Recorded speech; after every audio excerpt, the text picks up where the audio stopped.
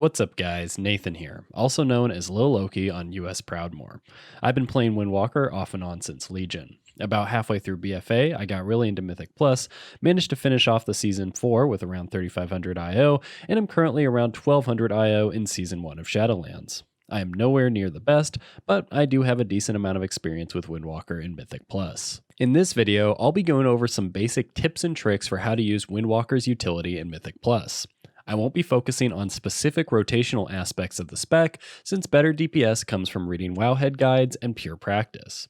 Anyway, without further ado, let's jump into the video. One of Windwalker's greatest strengths is its ability to help tanks kite. We can achieve this through the use of Leg Sweep, Tiger's Lust, Ring of Peace, Flying Serpent Kick, and sometimes even Disable. Alternative talents such as Chi Torpedo and Good Karma should be avoided in Mythic Plus. An example of how you might use these tools to help your tank kite would be on a Double Drust Soul Cleaver pull in Mists of Tyrna Scythe. In no particular order, you can Leg Sweep to stun, Tiger's Lust your tank so he can run away, drop a Ring of Peace so your tank can safely stand in it, Flying Serpent Kick to slow all enemies by 70%, then spam Disable to root enemies that have already been slowed. Typically, you wouldn't use all of these tools on a single pull, as saving them for future packs will usually be an important consideration. It can also be a significant DPS loss, so it's not a bad idea to plan on when you want to be using damage cooldowns versus when you want to play support. A Kyrian Windwalker has access to 3 major debuff removing tools: Detox, Diffuse Magic, and File of Serenity. Being aware of what debuffs you can remove in specific dungeons can really take pressure off your healer, and unlike the tank kiting tip, doing so will rarely cost you a significant amount of DPS. Detox is your first major debuff remover, and it acts as a poison and disease cleanse effect. It costs 20 energy and is on the global cooldown, so using it can mess up your rotation a bit, but if you predict when you'll need to use it, this shouldn't be a big deal. Examples of when you can use this ability would be in the Abomination Wing of Theater of Pain, and pretty much all throughout Plaguefall. Diffuse Magic is your second major debuff remover, and is a bit trickier to play with. The text on the ability states that it transfers all currently active harmful magic effects on you back to their original caster if possible. Unfortunately, this ability is far from consistently useful, so it's important to learn exactly when and where you can benefit from using Diffuse as a dispel rather than a simple magic damage wall. Some examples of this include Devos' Lingering Doubt in Spires of Ascension, as well as Mistveil Stinger's Anima Injection cast in Mists of Tyrna Scythe. Lastly, we have the File of Serenity, which can be used to remove diseases, poisons, curses, and bleeds. Since we already have a detox, this tool is best used for curse and bleed effects such as General Call's Wicked Gash in Sanguine Depths, or Nefarious Darkspeaker's Curse of Desolation in Theater of Pain. At the time of this video's making, Windwalkers can do a lot of damage in Mythic Plus, so it's important to manage and play around your cooldowns properly, as well as understand how target caps impact your strengths and weaknesses. You have 3 major cooldowns that you should play around, and the first of which is Storm, Earth, and Fire.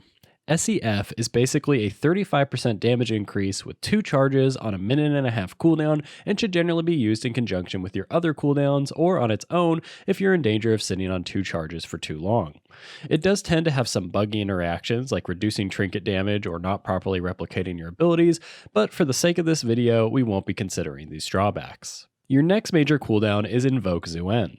Zuen should deal around 10 to 20% of your overall damage in your opener, as well as an additional 10% of all the damage you deal while he is active. If you're using the legendary Invoker's Delight, he will also grant you 33% haste, which is an obscene damage steroid even for a spec that rarely benefits heavily from the stat. Zuen is on a 2-minute cooldown and should be used as often as possible. Lastly, we have your Covenant ability. Fallen Order and Weapons of the Order should be lined up with Invoke Zuen, Bone Dust Brew should be used in AoE situations where you're already using Spinning Crane Kick, and Feline Stomp should probably just be used on cooldown. The tricky part of these cooldowns is understanding when exactly to use them during a Mythic Plus dungeon. For example, Zuen is target capped at 3 and lasts 24 seconds, so using him on a large pack that's going to die quickly to your Fire Mage would be a huge waste. Storm, Earth, and Fire, on the other hand, is more flexible and can be used to finish off a tough Prideful spawn or get some extra Mark of the Crane stacks with minimal drawbacks. Speaking of target caps, it's important to understand where Windwalker stands. We have soft caps at 3, 5, and 6 targets, with only Whirling Dragon Punch doing anything at all past those numbers.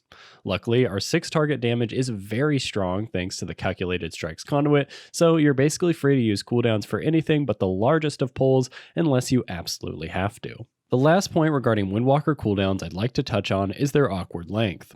Zuen lasts 24 seconds, Weapons of the Order lasts 30 seconds, and Storm, Earth, and Fire can be used back to back for 30 seconds as well. This means that you should be coordinating your cooldowns with your party. If your tank decides to pull the entire start of Halls of Atonement and Lust, there's a good chance that your hunters will pop Wild Spirits and delete everything before you even finish building Chi. Communication is key, so make sure you're only using your cooldowns when they're actually necessary. And that's all I have for today's video. If you have any questions or would like to see any more in-depth Windwalker guides, please consider liking, commenting, and subscribing. Thanks for watching, and I'll see you guys soon.